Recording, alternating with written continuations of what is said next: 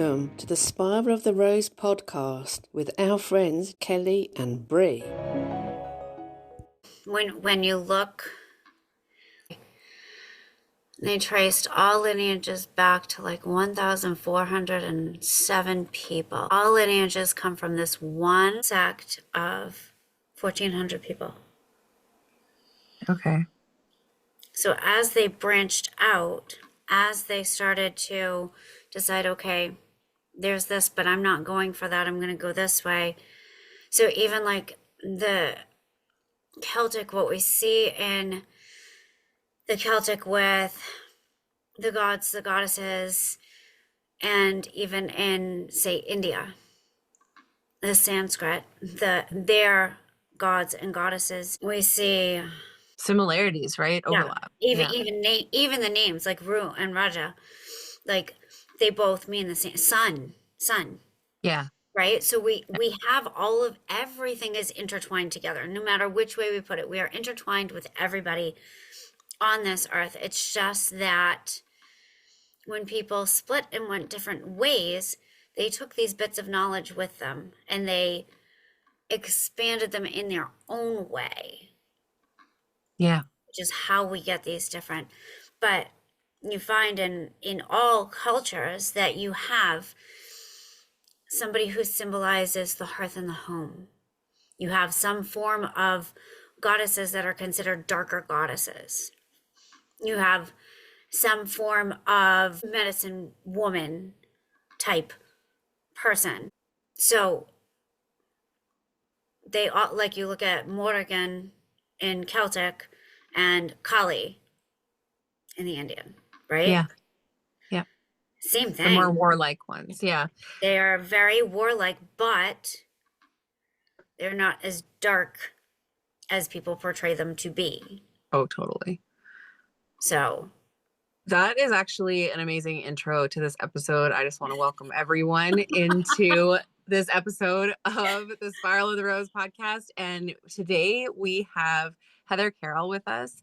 Heather is a good friend. I've known her now for years online, and we have worked together in many different capacities.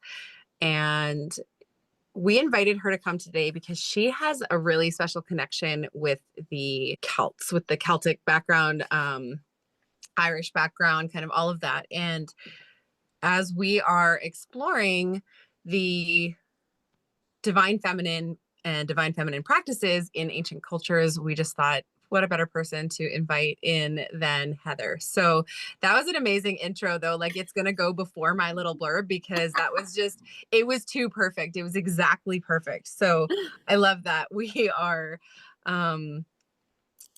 were sort of chatting before we were going to start, and it just turned right into the conversation. So that's lots of fun.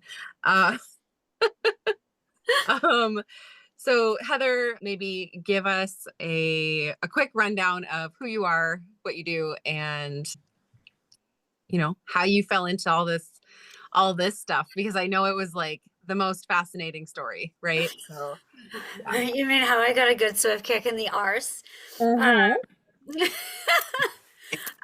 Okay, so yes, my name is Heather, and I am a somatic breathwork movement guide, channel. I guide women through Celtic breathwork and movement that helps to release stuck energy, stress, trauma, past lives, inner child, so that you are empowered in yourself in this present moment at all times. And I did get a swift kick in the butt into this after being, a personal trainer for many years, and then deciding I was going to just do yoga and Pilates and bar. And then I was in a healing session and I had a vision. And I think at the time I was actually like in one of the Psych K positions. And I was sitting on a castle in Ireland. I knew I was in the 1600s. I recognized the castle as like our family castle. I was looking down into the courtyard and I saw this young woman get walked in and her hands were tied. And then it was like, horror scene from a movie, like smattered with, like the camera got smattered with blood. I couldn't see anything. And I said to the woman I was with, I was like, oh my goodness, they beheaded her. And so we went down and we put her together and walked her out, walked her home. I went into this little cottage built into a hill and sat her down and started to talk to her. And her name was Ashley. And so, of course, I leave the session. I immediately look up our family castle. Yep, that's it. That's where I was. 1600s, what was going on? We were being invaded. Somebody else was taking over the castle. Okay, got it.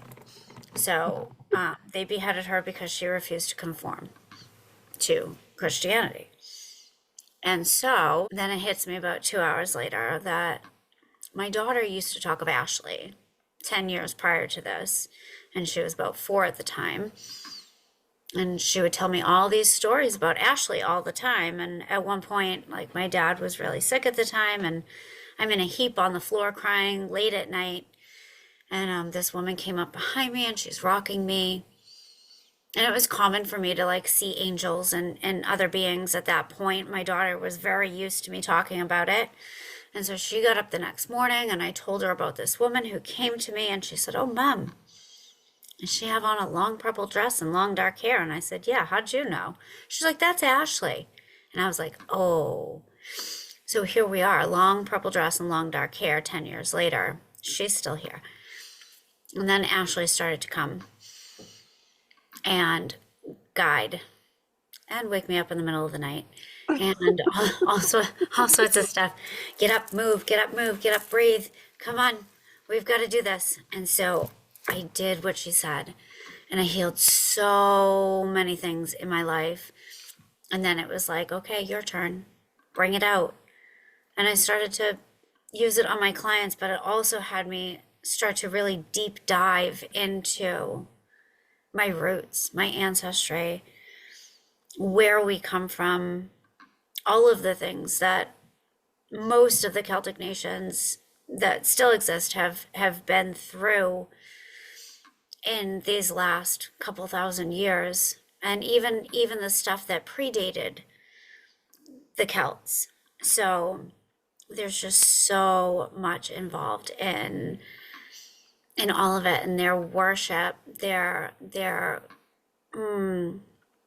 everlasting love of the goddess, the divine feminine. So I love it. I love it. And I remember when you went from like, I'm this physical trainer to hi, I am channeling this Irish ancestor, and there's all, and you're like starting to talk about it. And I remember how you were like, holy shit, how do I talk about this? Right. So right. It was a fascinating thing to watch, but what a powerful story. Like every time I hear you tell it, I'm just like, ooh, and I get chills.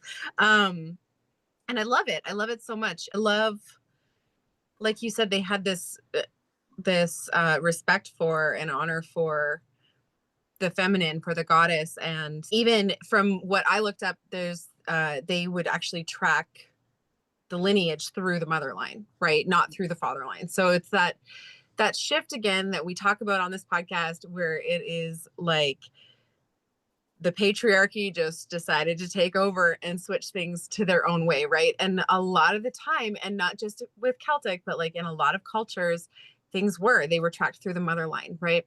Mm-hmm.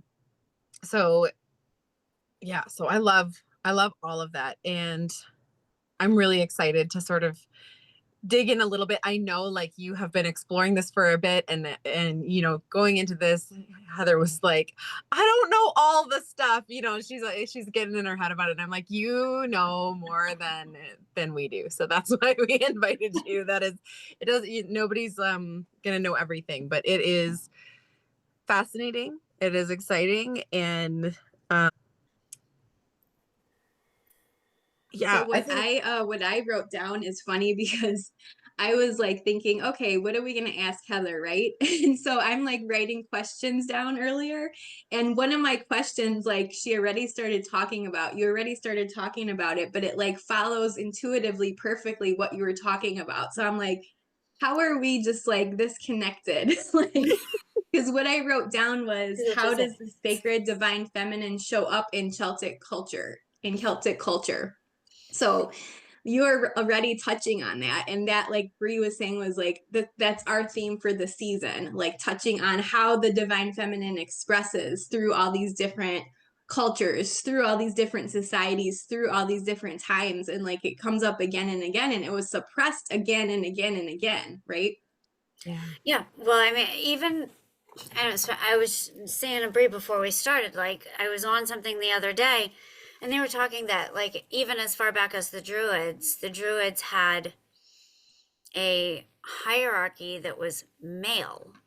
So even as far back as that, we see that the divine feminine is kind of edged out a little bit. As much as they still, revered her, she was kind of getting Put in the pushed back up. seat. Yeah. Yeah. Even pre-Celtic, like when you look at the stone sites, and some of them are like deep within, and there's a long passageway, and it was that the earth was feminine. The earth was feminine. If you look back at like the lore and the legend, it is that the goddess Kelli is the one who made the earth. It was formed as stone first. She brought the water. She brought the plant life. She brought everything. She gave birth to all of this. The only male involved was the rays from the sun. The sun was masculine, right? So some of these sites, you will only get one shaft going into the womb of that site once a year. That's crazy. Once a year. So depending on what. Not crazy bad, like crazy wow. But like, think about that. Like that womb sits to create. And the only time you see the writing on the wall fully is when creation happens, because creation only happens in the mother's womb. And it has to be a mix of divine feminine and divine masculine. There is no other way. So these sites literally only get that ray of sun once a year. What if it's cloudy? There's no impregnation that day. Like, I don't know. But so, and then you go into looking more into Kelli, and she is the mother. She gave birth to all this, and then she becomes the crone in the winter, where she holds the wisdom in the womb that we are seeking to learn, to find, to bring to surface. And winter is those months where we turn in, we tune in. Even there's a place, and the name is like right out of the side of my head, where they say the Kelli lays, and you can see, if you stand back, you can see the outline of the womb and the breast in the land. I love that. And I'm going to butcher her name, but Kelli is, she is, to me, of all of their goddesses, because they've got several, just like most of these cultures, right? But to me, she is like the primordial one. And she always has had that vibe for me. And then you're talking about how she created, like it was just stone first, and then she brought the water, she brought the plant, like all of that. And I'm like, yeah, that makes, like, that's exactly, that gave me chills too, because it was just like this confirmation of that vibe that I've always had from her, which is this ancient, like very primordial energy. And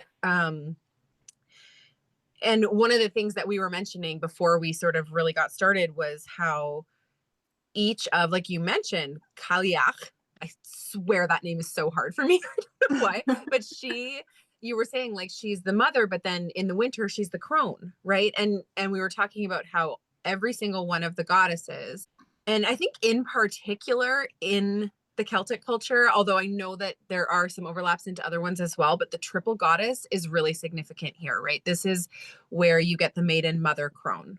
And it's and every single one of their goddesses has a maiden aspect, a mother aspect, and a crone aspect. So they're not just one thing. They're very cyclical, and it's so powerful. And it's absolutely fascinating to me. So yeah, and then we were talking about how the Celtic knot actually represents that. So maybe you can touch on that a little bit, because that was fascinating when you were telling me about that.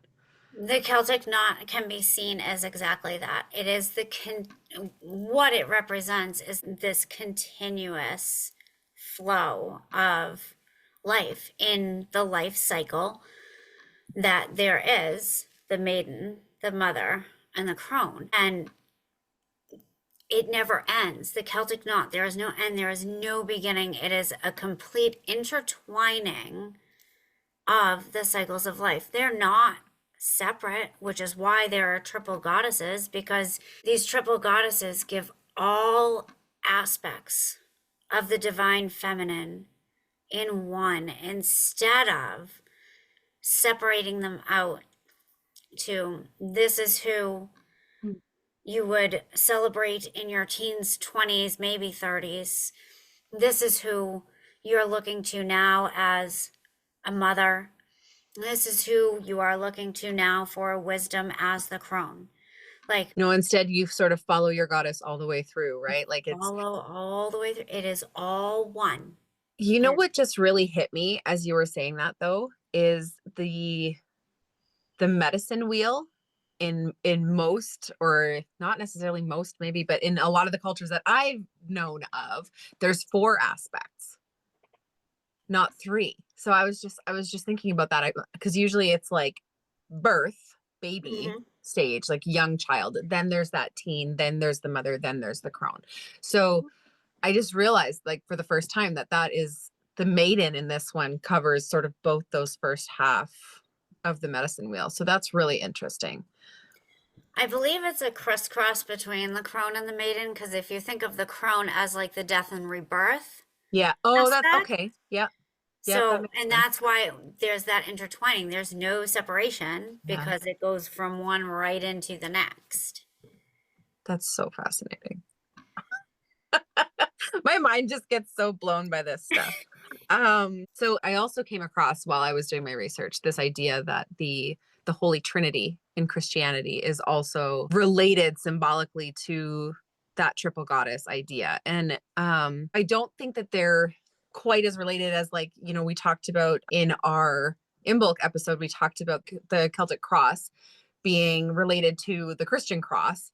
And I don't think it's quite as directly related as that one, but I still I find it fascinating that there's this trio, right? And so that was really interesting to me as well. And I know that you have sort of been on the same track as Kelli and I, where it's like, holy crap, with the appropriation of all of the divine feminine stuff by the Christian faith, or Catholicism, or different, you know, when Christianity really came. Don't get me started.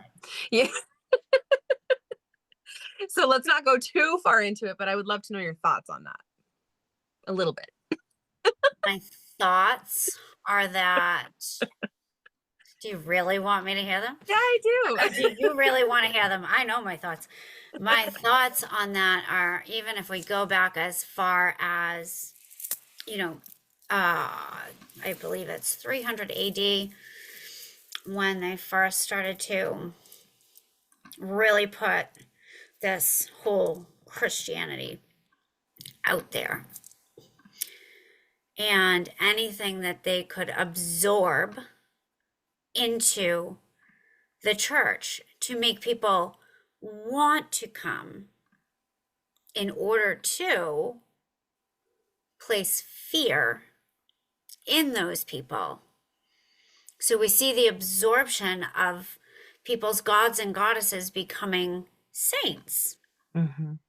oh, we're gonna take, yes, we'll take her and we're gonna put her as a saint because she relates to you, and then you're gonna come to the church. But then we're allowed to now tell you that you're gonna do what we say or you're going to hell, and we are gonna place fear in your hearts, or we're gonna just, stomp over you and conquer you because you're not gonna listen to us.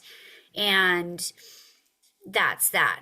The Cathars, absolutely wiped out by the Christian church because they chose to follow Mary Magdalene's teachings. Well, doesn't Mary Magdalene belong in the church? No, she is the divine feminine. She went off with Yeshua. They had children, but they're not going to tell you that. Nope. Any way that they could separate the story, make out this divine masculine energy and what we had to do to follow it, or we were going to hell, or we were going to die by their hand. Yep. The amount of children, orphans, that were raped by priests and their soldiers. Like, it's sickening, I know. And it's disgusting. I'm just getting here's what they preach, and here's what they do. I'm getting chills when you said that, because it's like, and I'm just getting like divine rage coming up too, to be honest, because looking at the world right now, they're still doing this. It's just perpetuated in all areas. It's not just religion. No, because it all came, if you look at the timeline of all of it, it all came up at the same time. Yeah. These ideas of power over. Yes, whether it's men over women or whether it's one tribe over another, right? One people over another, one culture over another. Yes. Yeah, it all came about at the same time in our history in many different forms, which is why, like, now we have the underbelly of the world showing until Pluto gets a little bit further into Aquarius and we start to see the flip. Right. And oh my gosh, like, we need to have you in for an astrology episode at some point. Maybe probably not this season just because of our focus this season, but we so need to, because listening to you go on about that is like, whoa. But I just need a separate call on that. Like, just yeah. But the one thing that you were saying there, like, yes, it applies across the board. Yes, it all happened around the same time, right? There's this whole like, and this is what we're really exploring this season. Of course, without like, we're not going to hold on to hatred for that. Those people are long gone. We're not going to punish people now for what happened back then. We're not like, right, that's not what we're here for, but it's this exploration of like, what was the truth of the situation, what happened back then, and not, in any way is any of what we're saying, that we are like, this is true and that's false, but it is this exploration of like, what are the differences, what are the similarities, and how it's all intertwined, right? Because it is, and that's kind of our whole point, is that it is all intertwined and we're all following the same beliefs. We're all following the same practices. They're just named something different, right? Exactly. And one thing that really, like, it was standing out to me there, though, is that the shift right around that time, and I think it was on like the Gaia app or something like that, but I watched this thing once where they were talking about how way back before Christianity, before, the Crusades, like all of that kind of thing, when a lot of the world's civilizations, different cultures, were matriarchal led, there is no evidence, like pretty much, I don't think any, from what they were saying, of war. There was no group up and fight against another group. There was possible like 1-to-1, somebody killed somebody, but there wasn't like, let's all get up in arms and go wipe out that nation. And the shift into this really the toxic masculine and not divine masculine, right, was that anger and that, like you said, rule over, control over. Mm-hmm. And so when we're talking about, and this is why I personally am so passionate about bringing back the divine feminine, and I believe same for Kelli, and that's why we have this podcast, right? But it is literally the solution to war, hunger, poverty, like all of the things. We just had this more inclusive society. We had this more peaceful way of life before that ever shifted. And so again, it's not about like, you know, one person's beliefs are wrong or bad or whatever, but the essence of divine feminine led society was peaceful. Mm-hmm. And that didn't mean that the men didn't have a role in that. Mm-hmm. But there was the divine masculine supporting the divine feminine, and that being a beautiful cycle instead of let's control one another. Exactly. Yep. Exactly. Whew, off my pedestal. Okay. Okay, now I have to bring it back because Heather, over, you know, the last couple of years, especially since you really sort of went down this path into like looking up your ancestry and all of that. I know that you work with the Morrigan a lot. Can you talk about the Morrigan? She's so amazing. Yeah, she's is amazing. She's beautiful, and she is seen by many as a dark goddess. She was said to come to foretell death, and she would come in the form of a crow. She was a shapeshifter. She is a shapeshifter. She is so much, but she's not the harbinger of death. She is showing you when it's time for a cycle to end and a new one to begin. She is pulling up the shadows so you can see it,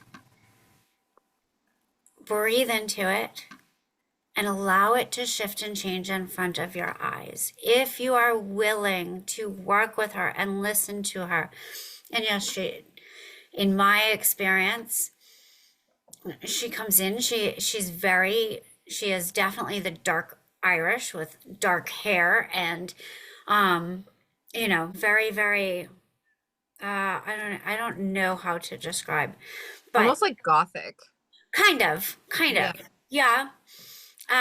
But she's really there during the war you have with yourself. When you are fighting, when something inside is fighting to come up, she will come and help bring it up. So this goddess of war and death, as seen on the battlefields, many of her tales of her being on the battlefields, tricking or picking a side, but she picked those sides so that a cycle would end and a new would begin. So she's just, I don't know, she makes my heart full when I talk about her, because she's just she's a way to enlightenment, but she is, you could relate her in some ways to Persephone, you know, goddess of the underworld. Like, you're definitely in your lower 3 chakras when you're working with either one of them. But it's really about that digging in and bringing the old cycle to surface to end. So I love that. I actually got like messages lately about the Morrigan, but I haven't explored really at all. So I started researching a little bit, but yeah, I've gotten messages around it. So it's probably time to lean into that and see what wants to come through, right? Yeah. She's great. I love her. I love her to pieces. They actually have the Morrigan Hills over in Ireland. And you want to know another fun fact is if you look at all of those hills, they are all female names. That doesn't surprise me. Right? So they are all female names. But we were talking about Danu, who is goddess, fairy now, but goddess that Tuatha De Dan was named after, and this was the league of supernatural beings, you know, of Bridget, of Lou, of then they go underground and become the city or the Fae. That's, you know, they went underground when they were forced to. And there's many, you know, battles that we look at.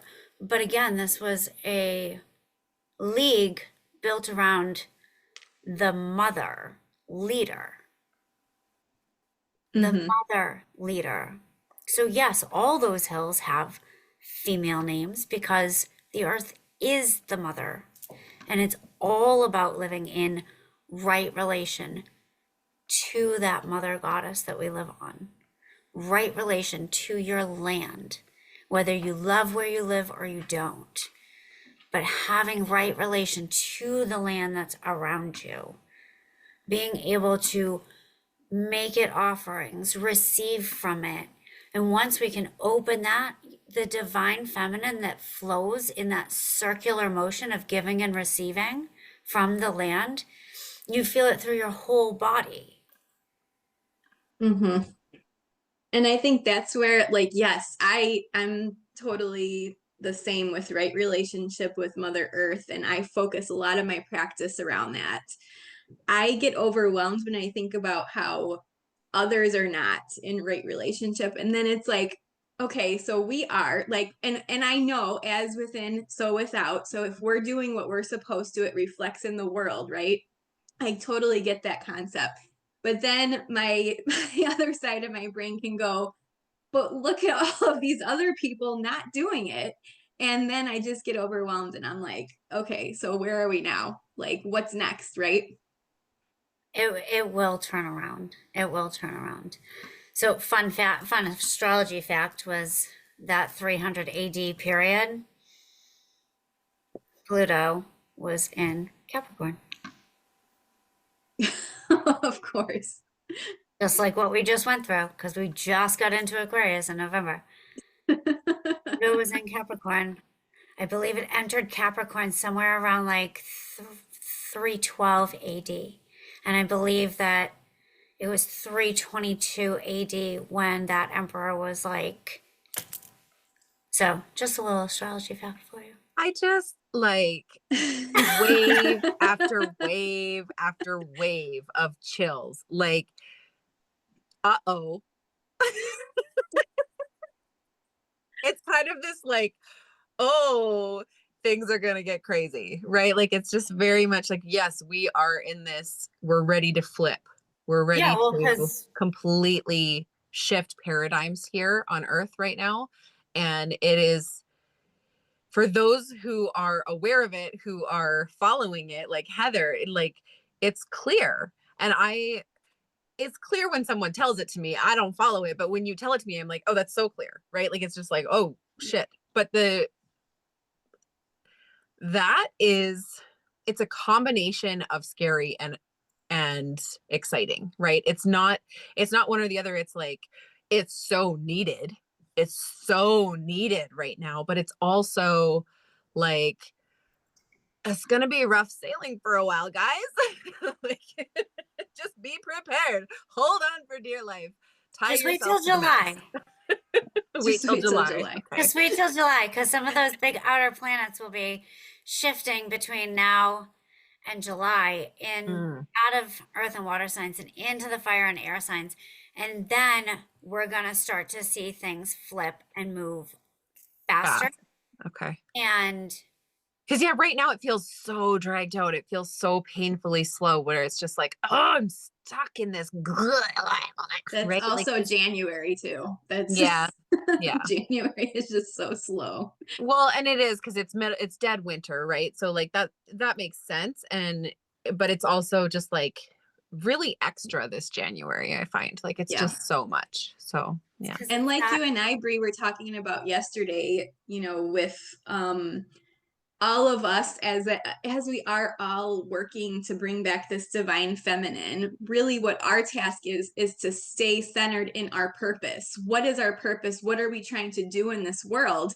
And it's different for each one of us, right? Yeah. So each one of us is bringing something different to the table, our spiritual gifts, our talents are helping people in whichever ways that we are. And as long as we keep doing that, I think people just need to be reminded again and again and again when they do get into those darker places and those hopeless places. Like as long as you keep showing up to your purpose in the world, you're doing what you're supposed to be doing.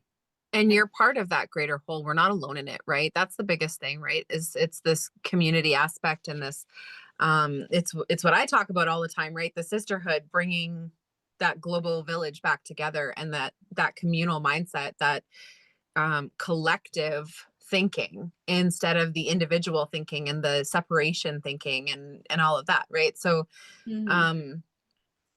yeah, it is very much like, it's not about pretending that the bad shit that's going on doesn't exist.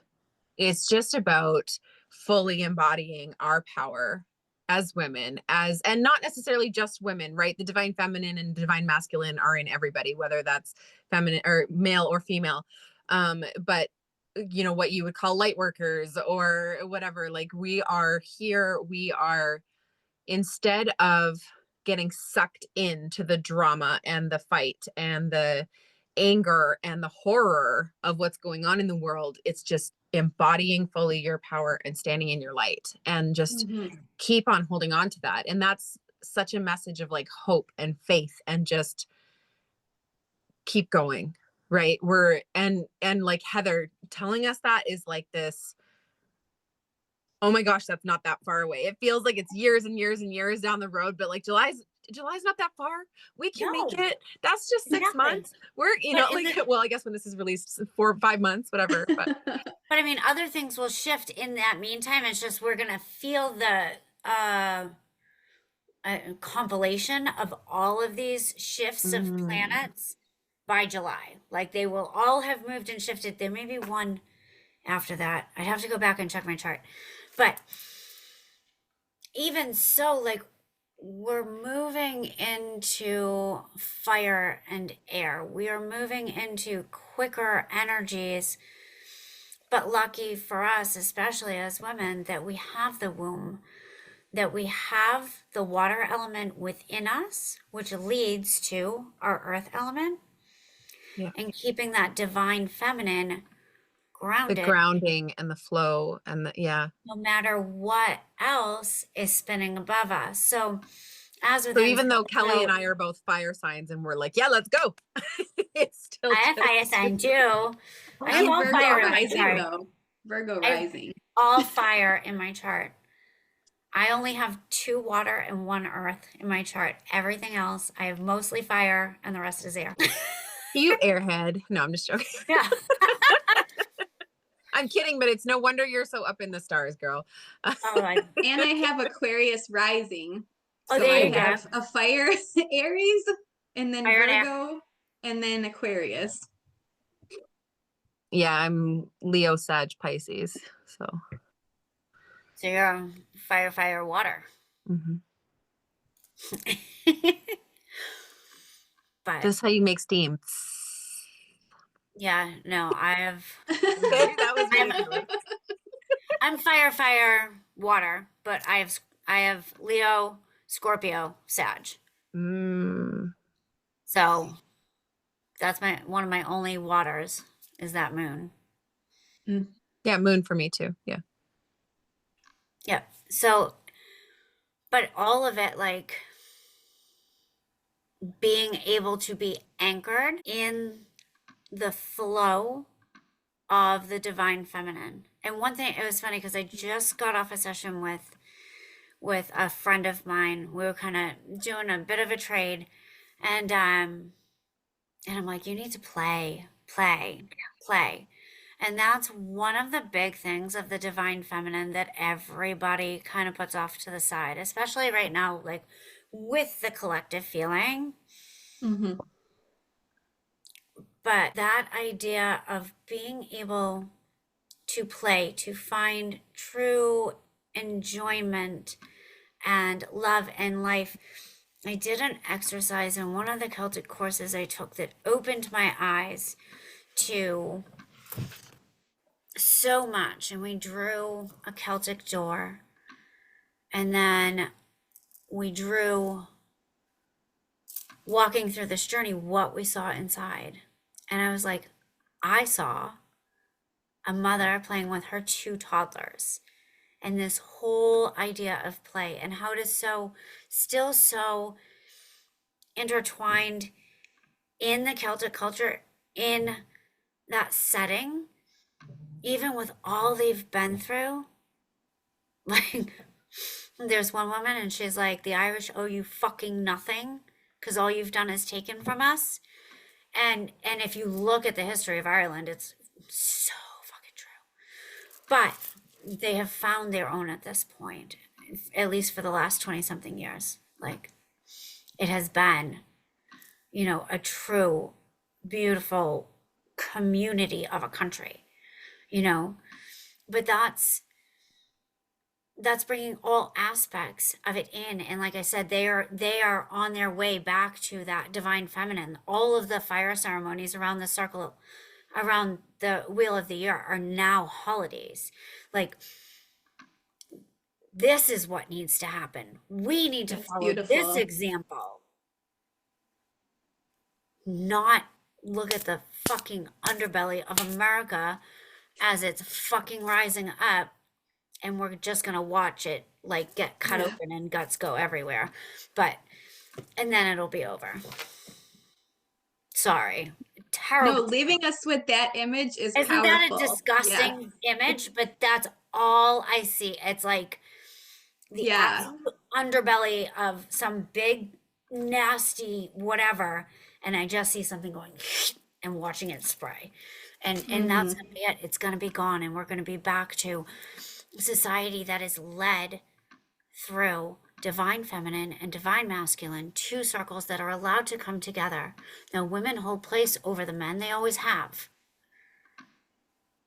But you have to have that divine masculine helping in behind, being some of the structure, as the women continue to be the creativity and the flow that goes on. And then we find that the world will work in community again. And I have to say, even probably beyond July, the death throes of that underbelly are going to be nasty. Oh, yeah. No, But I mean, it is still such a light in the dark to think about that timeline. So, right. Yeah. But like, just looking at, like, Pluto just got into Aquarius. He's only at 1 degree. He's got 29 more to go, or 28 more to go. Yeah. Right?